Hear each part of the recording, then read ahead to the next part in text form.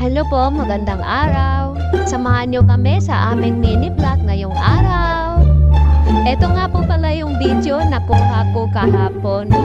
Dahil sumama nga po pala kami ng aking mga anak sa mga magulang ko. Kaya ito binilihan ko nga po pala yung aking mga anak ng pizza dahil paborito pala ito ng aking anak na panganay.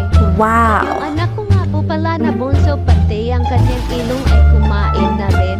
Hindi nga po pala ito mahilig sa tinapay kaya ang kinain nga lang niya ay yung cheese lang niya.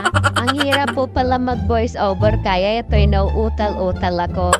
Yung habang nagpo-voice over ka ay parang makatawa ka dahil nauutal-utal ka at hindi mo alam po anong sasabihin mo. O sige guys, hanggang dito nga po pala yung video ko. Marami po salamat. Sana mag-follow po kayo at i-share na rin at paki-comment na rin kung anong gusto niyong sabihin.